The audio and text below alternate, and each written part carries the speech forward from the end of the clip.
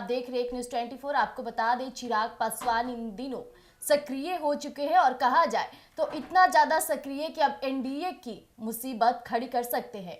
और चिराग पासवान इन दिनों कई सीटों पर चुनाव और अपने उम्मीदवार उतारने की बात कर रहे हैं। कहा जाए तो इन दिनों चिराग पासवान साफ तौर पे एनडीए को बड़ा झटका दिया। उन्होंने 100 सीटों पर अपने उम्मीदवार को उतारने की बात कह दी है, जिसके बाद अब एनडीए भी कहीं ना कहीं कहा जाए तो सोच और खतरे में पड़ गया है कि आखिर चिराग पासवान इस तरह का दावा क्या करते हैं, उनके मन में क्या चल रहा है। तो आज तमाम मुद्दों पर बातचीत करेंगे। बातचीत करने के लिए मेरे साथ मेरे सहयोगी विकास मौजूद है। विकास जी, बिहार विधानसभा चुनाव है, लेकिन आप देख लीजिए कि केंद्रीय मंत्री चिराग पासवान 100 सीटों पर अपने उम्मीदवार को उतारने की रणनीति बना रहे, इस पर क्या कहना चाहेंगे आप? देखिए, चिराग पासवान कहते हैं कि चिराग के तले हमेशा अंधेरा होता है, क्योंकि चिराग जहां पे जलता है उसके आसपास के थोड़ा सा एरिया चिराग का जो नीचे होता है वो अंधेरा का होता है, उसके बाद में रोशनी फैलती है। यानी कि चिराग पासवान बिहार के वो चिराग है जो अपने घर में अंधेरा तो जरूर रखेंगे, लेकिन लोगों के घरों में रोशनी देने का काम करेंगे, लोगों के लिए रोशनी बनेंगे। लेकिन इस वक्त लोगों के लिए रोशनी बनते बनते चिराग पासवान बिहार में एनडीए के लिए भी रोशनी बने और मोदी की तीसरी बार सरकार बनाए, मोदी के लिए रोशनी बने, मोदी के हनुमान कहलाए। और खूब कहते हैं कि हाँ, मुझे गर्व होता है कि मैं ये कहूं कि मैं मोदी का हनुमान हूं। लेकिन इस वक्त उसी मोदी को चिराग पासवान की ओर से झटके पर झटका मिल रहा है और लगातार मिल रहा है। जिस तरीके से बिहार में पहले चिराग पासवान ने कहा कि हमें 40 सीट से कम नहीं चाहिए, उसके बाद झारखंड को लेकर चिराग पासवान ने कहा कि 26 सीट तो हमें चाहिए ही चाहिए, या तो एनडीए दे और नहीं तो हम अकेले अपने दम पर चुनावी मैदान में उतरेंगे। उसके बाद चिराग पासवान का दबदबा जम्मू कश्मीर, फिर महाराष्ट्र, फिर हरियाणा।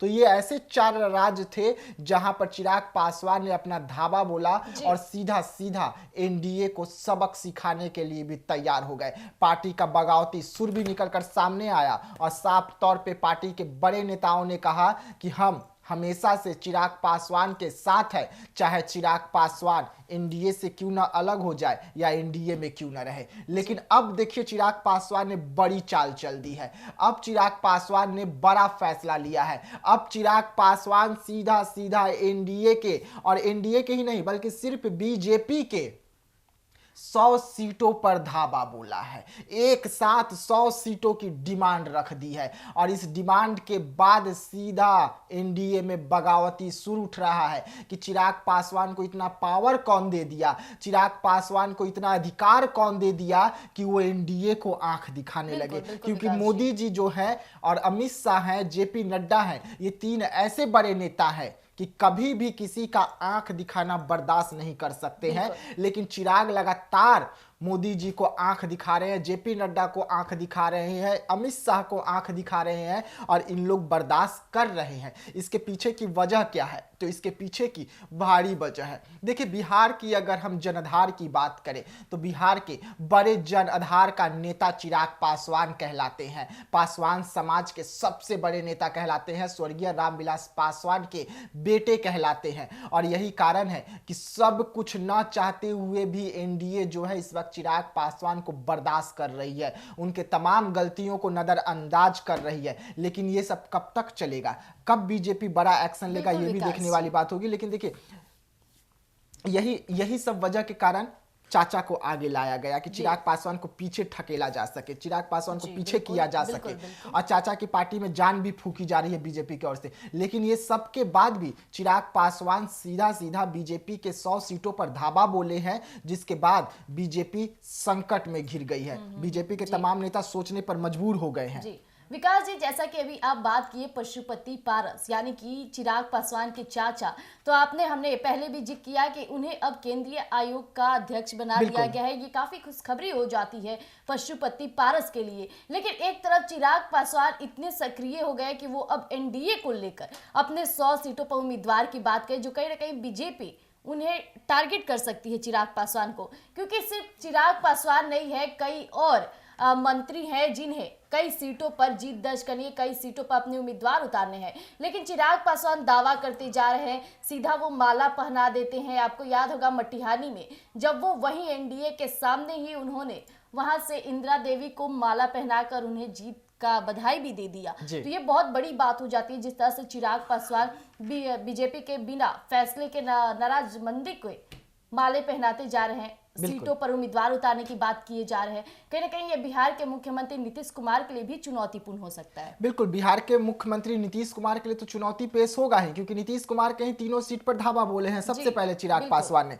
लेकिन इस वक्त की बड़ी खबर हम आपको बता रहे हैं कि चिराग पासवान जो 100 सीट की डिमांड रख दी है बीजेपी के सामने, वो और कोई क्षेत्र नहीं बल्कि बीजेपी का गढ़ माना जाता है। हालांकि इस बार जो लोकसभा चुनाव हुआ वहां पर बीजेपी जो है काफी सीटें हार गई, काफी कमजोर स्थिति में आ गई, लेकिन विधानसभा में वहां पर फिर से एक बार बीजेपी ने सरकार बनाया, यानी कि 2 बार सरकार बना चुके हैं। और इस वक्त वहां पर चुनाव होने में समय है, लेकिन समय कब है वहां पर चुनाव? 2027 में चुनाव होनी है, अभी 25 भी नहीं आया, 26 27 अभी 3 साल बाकी है चुनाव के वहां पर। लेकिन 3 साल बाकी होने के बाद भी यूपी को लेकर चिराग पासवान का ये बड़ा कदम कि यूपी में हमें 100 सीट चाहिए 2027 में, यानी कि चिराग पासवान ने रणनीति बना लिया है कि ये 3 साल जो है हमें कड़ी मेहनत यूपी में भी करनी है, ताकि यूपी में अगर हमें 100 सीट मिलती है तो कम से कम हम वहां पर 90 से 80 सीट जीत कर आए, ताकि एक बार्गेनिंग की स्थिति में आ जाए, बात करने की स्थिति में आ जाए। और अगर ऐसा नहीं होगा, एनडीए टिकट नहीं देगी 100 यूपी में, तो क्या चिराग पासवान वहां पर निर्दलीय उतरेंगे? और हर जगह से यही खबरें निकलकर सामने आ रही है कि जो चिराग पासवान दावा ठोक रहे हैं वो दावा तो बीजेपी मानने के लिए इनकार हो रही है। लगातार बीजेपी कह रही है कि नहीं ऐसा नहीं हो सकता है। तो क्या चिराग पासवान चुनाव से ठीक पहले एनडीए का दामन भी छोड़ेंगे? क्योंकि देखिए, एक तरफ चिराग पासवान कह रहे हैं कि हम एनडीए का दामन नहीं छोड़ेंगे, मेरे प्रधानमंत्री हैं, मैं प्रधानमंत्री मोदी का हनुमान हूं। लेकिन वही हनुमान जब अपने राम को नाक में दम कर दे तो राम को एक्शन लेना ही होगा, और राम क्या एक्शन लेंगे ये भी महत्वपूर्ण हो जाता है। लेकिन इस वक्त जिस तरीके से चिराग पासवान की एटीट्यूड है, जिस तरीके से इस वक्त चिराग पासवान जो है लगातार रणनीति पर रणनीति अपना रहे हैं, लगातार अपने सरकार को घेर रहे हैं, एनडीए को घेर रहे हैं, ये बड़ी खबर हो जाती है कि आखिरकार चिराग पासवान के मन में क्या चल रहा है, चिराग पासवान के दिल और दिमाग में क्या चल रहा है, जिसके वजह से चिराग पासवान जो है लगातार ऐसी कदमें उठा रहे हैं जिसमें वो अपने ही सरकार को घेर बैठ रहे हैं। अब रहा बात चिराग पासवान का यूपी से चुनाव लड़ने का, यूपी से अपने उम्मीदवारों को उतारने का, तो ये बहुत बड़ी बात हो जाती है। यूपी में हालांकि बीजेपी का किस तरह से कहर था ये तो हर कोई जानता है। बीजेपी वाले सबसे ज्यादा कहीं से अपने नाम का डंका बजाते तो वो होता है यूपी। लेकिन इस बार लोकसभा के कुछ चुनावी परिणाम कहीं ना कहीं चिराग पासवान को लेकर के जो दावे निकलकर सामने आ रहे, लोकसभा चुनाव में जिस तरह से यूपी में बीजेपी को हार का भी सामना करना पड़ा, लेकिन अब चिराग पासवान वहां से कैसे अपने नाम का डंका बजाएंगे ये देखने वाली बात हो जाएगी।